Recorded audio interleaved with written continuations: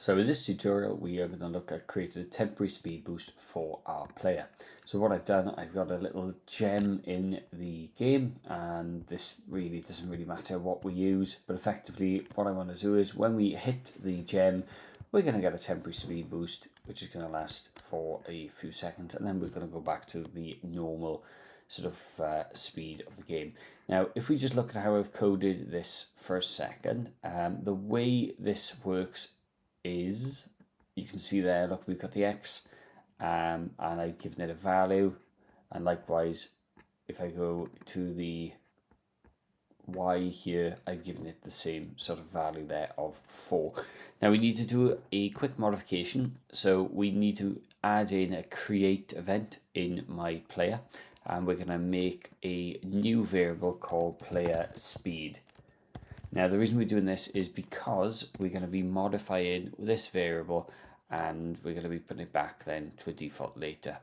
Now what we need to do is go through all of these, and effectively wherever we've got X and Y we need to change this to player speed for each and every single one. So this takes a few seconds to do. And one thing that I would always say is once you've done this, just test the game out just to make sure everything still works. So realistically now nothing's changed, we're just assigning a variable to the player, so everything still works as it should. Beautiful.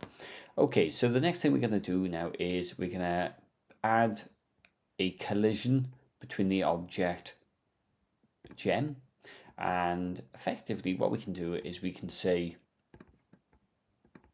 okay, so we want player speed, and we're going to basically go from 4 to 8. So this is a temporary boost, which is going to obviously last for as ever long as we want.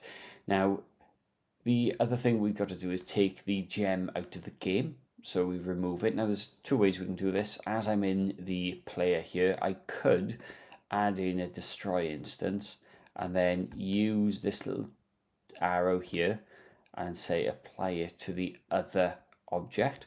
What that's going to do then, it puts a little purple box around here and it's just telling me that it's going to destroy the other thing that we're hitting, which obviously is the gem.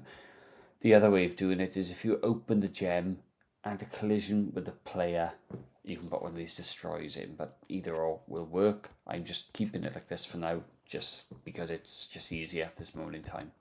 Okay, so if I now hit this, you'll notice now the player is going around. Now I haven't got any collisions between the walls at the moment, but you can see the player has picked up a massive amount of speed. So how do we then revert back? Well, there's a few different ways we can try and do this. You could use some sort of countdown, which is probably what we will look at doing. So let's put in here countdown, and we're going to say 60 just for ease of use. And then what we're going to do is we'll say add event, and we can do a step,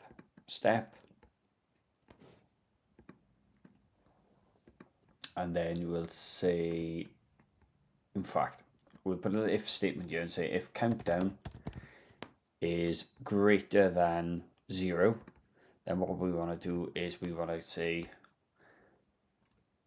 count down and then -1, and then make that relative. So what it's doing is it's just taking 1 off all the time.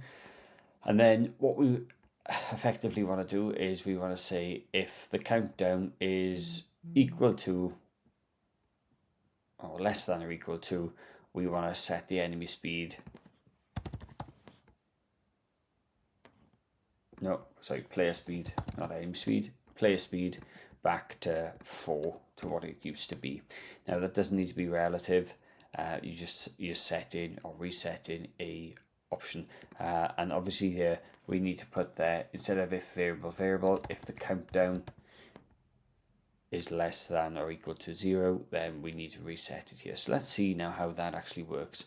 So if we go here, we have an issue. So the issue is we haven't actually made the variable countdown. So if I just go back to my create here, we do need to create this countdown and just give it a value of 0 for now, because it gets set to 60 over here.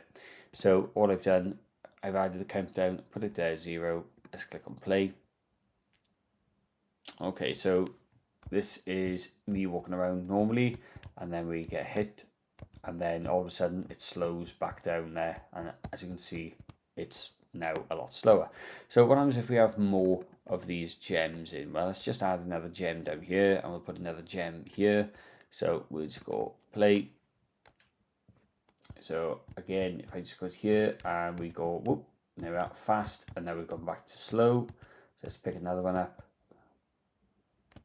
So we go here fast, and now we're back to slow because obviously we've run out.